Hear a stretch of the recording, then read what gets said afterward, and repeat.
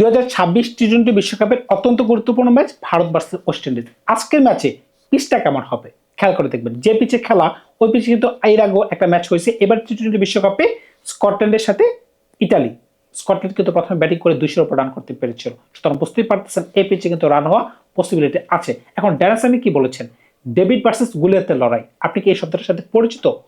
ভাই, এটা হচ্ছে দুর্বলের সাথে শক্তির লড়াই। এখন তিনি অবশ্যই ভারতকে শক্তিশালী দল হিসেবে আখ্যায়িত করেছেন, এ ব্যাপারে আমার কোনো ডাউট নেই। কিন্তু তিনি যে নিজেদেরকে ডেভিড বলছেন, তারা কি আসলেই ডেভিড? গতকাল যে পাকিস্তান হারছে, আপনি খেয়াল করে দেখেন, পাকিস্তান কিন্তু নিজেদের ভুলে হারছে। কেন ভুলে হারছে? প্রথম দিকে এক পর্যায়ে মনে হচ্ছিল 15 ওভারে যখন 170 রান ছিল, আমি আশাই করেছিলাম তারা নিম্নে 240 থেকে 250 করতে পারবে, নিম্নে 240 উপরে 250, কিন্তু শেষ পর্যন্ত এমনভাবে তাদের উইকেট পড়তেছিল যেন তারা খেলাতেই ছিল না। 212-তে যে গেছিল, কিন্তু 147-এর মাঝখানে কিন্তু তাদেরকে রাখতে হইতো। লাস্ট পর্যন্ত দেখেন, লাস্ট ওভারে 26 রানের প্রয়োজন, 26 রানের প্রয়োজন না 28 রানের প্রয়োজন হতে পারে, যেটাই হোক ভুলে গেছি, কিন্তু লাস্ট 2 বলে 6 রানের প্রয়োজন। তার মানে কি 22 রান কিন্তু শাহিন আফ্রিদি দিয়ে ফেলছে। তাহলে আপনি কিসের প্রিমিয়াম বলার হইলেন ভাই? যদিও এর আগের ম্যাচে তিনি চ্যাম্পিয়নকে নিতে পারছেন, ওই প্রসঙ্গে যদি আসি তাহলে অনেক কথা বলতে হবে। ভুল অনেকগুলো আছে, এতগুলো ক্যাচ মিস হয়েছে, এতগুলো রান আউট মিস হয়েছে। এক পর্যায়ে তো আমার খেলা দেখে মনে হচ্ছে যে একটা ফিক্সিং হচ্ছে কিনা বুঝতে পারতেছিলাম না ভাই। কারণ কি আমার মাথার উপর দিয়ে যেতেছিল।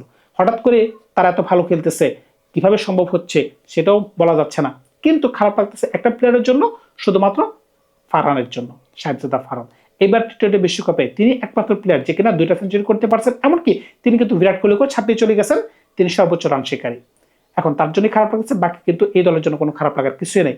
এবারে টি-20 বিশ্বকাপে তারা ছক্কা মারতে পারছে 66টা, 66। অন্যদিকে ভারত মারতে পারছে 63টা। তাহলে কিভাবে হইলো ভাই? এমনকি ওয়েস্ট ইন্ডিজ ম্যাচ আসছে একটা, ভারতের ম্যাচ আসছে একটা। অপোনেন্ট কারা? Opponent south Africa.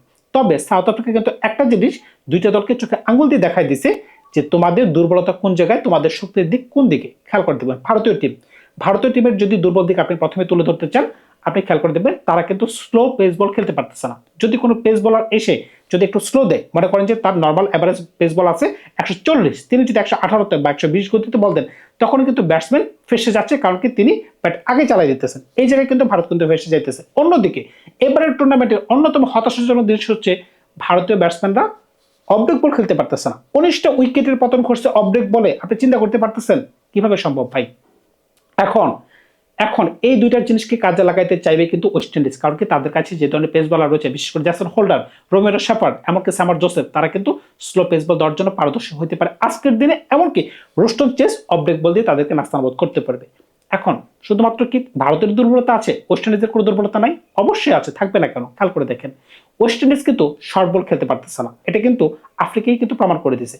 যখন আপনি তাদেরকে বুক বরাবর বল দিবেন, কিন্তু এখানে কিন্তু একটা জিনিস মাথায় রাখতে হবে, ওই বল কিন্তু হালকা পেস থাকতে হবে। আপনি যদি হার্দিক পান্ডের মতো বল করেন, মনে পড়ে কি আপনাদের যখন লাস্ট ওভারটা তিনি করেছিলেন আফ্রিকার সাথে, তিনি কিন্তু 2টা শর্ট বল দিয়েছিলেন, 2টাই কিন্তু লাস্টের 2 বলে ছক্কা গিয়েছিল। স্টিফেন স্টাফ যে 2টা ছক্কা মারছিলেন, এটা পেছনের কারণ কি? ওই বলে কোনো পেস ছিল না। আপনি যদি শর্ট বল দেন আর যদি ওই বলে পেস না থাকে, তাহলে এটা কিন্তু আপনার জন্য আত্মঘাতী একটা পরিণতি হইতে পারে। এখন এই বল করার জন্য কিন্তু আপনাকে পেস লাগে। হয়তোবা জাসপ্রীত বুমরা অনেকগুলো বল করতে পারবেন। এখন কি দল কি বড় ধরনের পরিবর্তন আসতে যাচ্ছে বলিং অ্যাটাকে? কারণটা কি?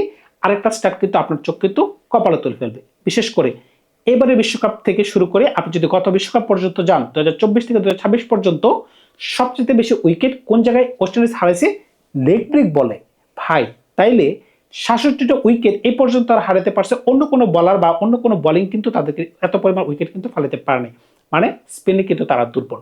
স্পিনে যদি ওয়েস্ট ইন্ডিজ দুর্বল হয়, তাহলে ভারতের কাছে ওই ধরনের স্পিনার আছে যারা লেগ ব্রেক বল করতে পারে? অবশ্যই আছে ভাই। বরুণ চক্রবর্তী, কুলদীপ যাদব। এখন কোটি টাকার প্রশ্ন হচ্ছে, বরুণ চক্রবর্তী আর কুলদীপ যাদবকে একসাথে কিভাবে খেলানো যায় ভারতীয় দলে? এটা কি পসিবল? এটা পসিবল করতে হলে অবশ্যই আপনাকে আর্শদীপ সিংকে বসাতে হবে। যদি আর্শদীপ সিংকে বসায় দেন, তাহলে শর্ট বল কে করবে?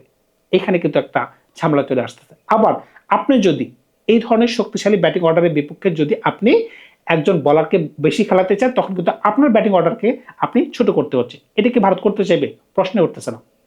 এখন তাহলে এই বড় সমস্যার সমাধানটা কি? এটা আমি ব্যক্তিগতভাবে বলতে পারতেছি না, তবে আমি আমার মতামতটা অবশ্যই দিতে পারবো। আপনি খেয়াল করে দেখেন, আপনি কিন্তু ওয়েস্ট ইন্ডিজ দলকে একবারে ছোট করে দেখতে পারতেছেন না। আপনি যদি আরেকটা স্ট্যাট দেখেন, জ্যাসন হোল্ডার কিন্তু স্যানজো স্যামসনকে 4বার আউট করতে পারছেন। তিনি 55টা বল করছেন, সম্ভবত 51 রান তিনি করতে পারছেন। তার মানে কি জ্যাসন হোল্ডারের সাথে স্যানজো স্যামসনের কিন্তু আজকে ক্ল্যাশ হতে পারে। অন্যদিকে শ্যামন হ্যাপারের সাথে ক্ল্যাশ হতে পারে কার? জাসপ্রীত বুমরাহ, তিনি 15 বলে 12 রান করতে পারছেন, এর মাঝখানে তিনি 5 বার তাকে আউট করে ফেলছেন।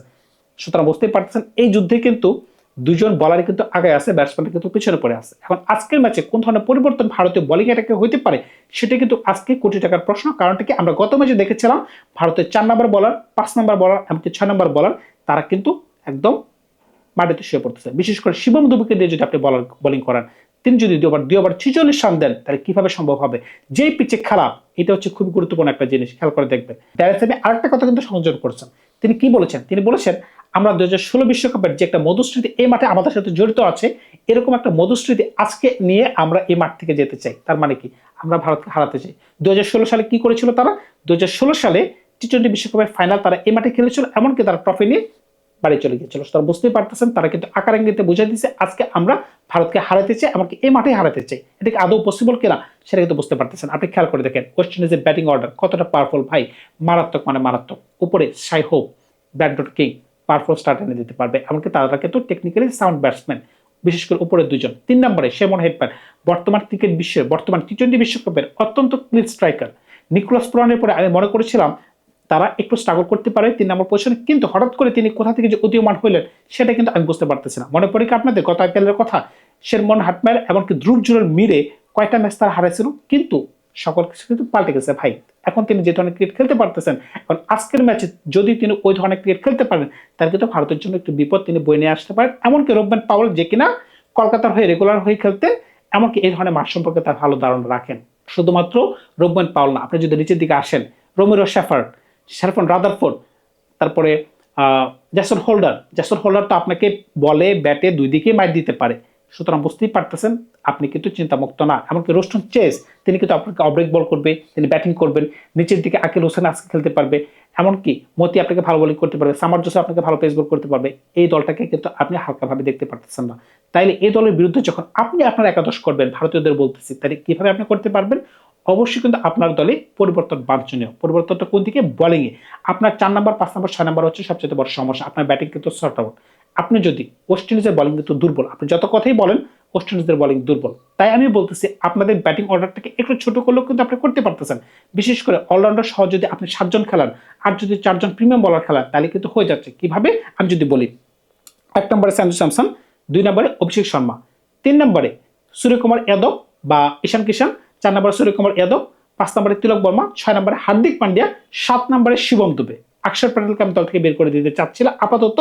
8, 9, 10, 11, 8 নম্বরে বরুণ চক্রবর্তী, 9 নম্বরে কুলদীপ যাদব, 10 নম্বরে আর্শদীপ সিং, 11 নম্বরে জাসপ্রীত বুমরাহ। Auto choice. এখন এটা হচ্ছে আমার একাদশ, আপনি আমার সাথে একমত নাই হতে পারেন, আপনার সাথে হয়তোবা দ্বিমতটা এক জায়গায় থাকতে পারে। এক জায়গায় থেকে আপনি অক্ষর প্যাটেলকে দল ঢুকাতে চাইতেছেন, এর জায়গায় আমি কি করলাম, আমি কুলদীপ যাদবকে ঢুকাই দিছি।